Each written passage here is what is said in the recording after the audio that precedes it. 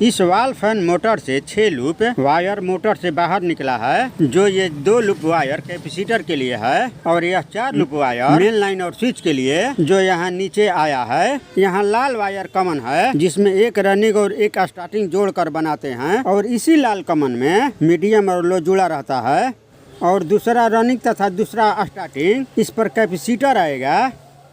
इस लाल कॉमन से ये काला रनिंग है जो सीरीज तेज ग्लो कर रहा है और यह लाल स्टार्टिंग है जो हल्का ग्लो कर रहा है।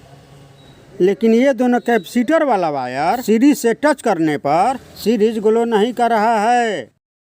लेकिन यह कैपेसिटर वाला दोनों वायर मल्टीमीटर से चेक करते हैं तो देखिए इसमें रेजिस्टेंस बता रहा है 900 ओम के करीब। वॉल फैन मोटर का कनेक्शन इस कूलर मोटर से भिन्न होता है। वॉल फैन मोटर के इस 4 वायर का कनेक्शन इस लाल वायर कॉमन को स्विच के 1 नंबर पर हाई स्पीड चलने के लिए जोड़ते हैं और ये ऑसिलेटिव वायर को स्विच के 2 नंबर पर जोड़ते हैं मीडियम में चलने के लिए और इस ब्लू वायर को स्विच के 3 नंबर पर जोड़ते हैं। इधर 2 वायर जो निकला है इसमें कैपेसिटर जोड़ते हैं। इसमें उल्टा सीधा नहीं होता है, किसी भी तरह जोड़ सकते हैं, ऐसे भी और ऐसे भी। इस 4 वायर में ये काला वायर न्यूट्रल के लिए है। सुविधा के अनुसार इस काले वायर रनिंग को कंडेंसर के इस रनिंग पॉइंट से निकाला गया है, जो देखिए आपस में शॉर्ट बता रहा है। इसी रनिंग कैपेसिटर वाला से एक वायर जोड़कर यहाँ निकाला गया है मेन लाइन न्यूट्रल पॉइंट के लिए। इसके मेन वायर के कनेक्शन में मेन लाल फेज वायर को इस स्विच के पोल पर जोड़ेंगे और इस मेन लाइन के काले न्यूट्रल वायर को इस काले न्यूट्रल वायर में जोड़ देंगे।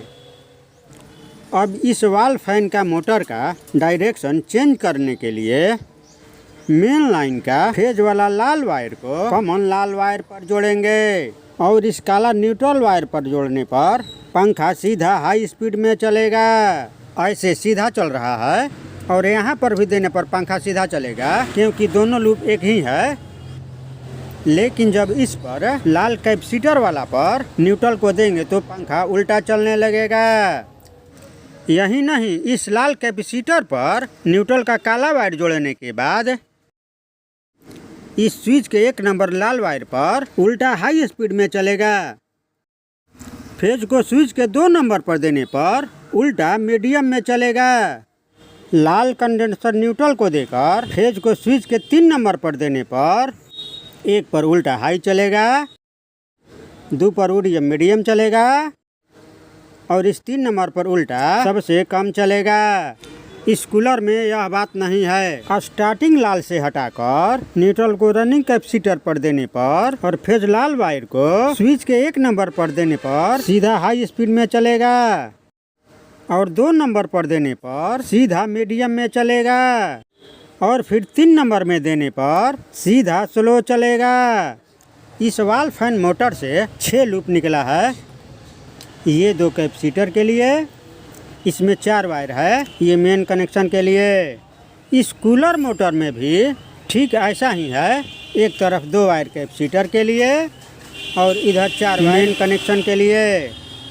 लेकिन वॉल फैन के इस 4 लूप वायर में यह काला वायर न्यूट्रल के लिए है और यह लाल कॉमन जो स्विच के 1 नंबर पर है हाई स्पीड के लिए और यह ऑसिलेटिव 2 नंबर पर है मीडियम स्पीड के लिए और यह ब्लू जो स्विच के 3 नंबर पर है सबसे कम चलने के लिए।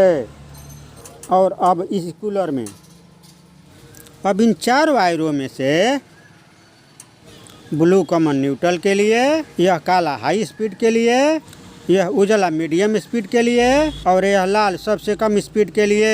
वॉल फैन और कूलर फैन में समानांतर क्या है? रनिंग प्लस कैपेसिटर वाला में से शॉर्ट करके काला तार यहाँ आया है और इस कूलर में भी रनिंग प्लस कैपेसिटर वाला वायर में से शॉर्ट करके काला तार यहाँ आया है। बाकी सभी लूपों में अंतर है।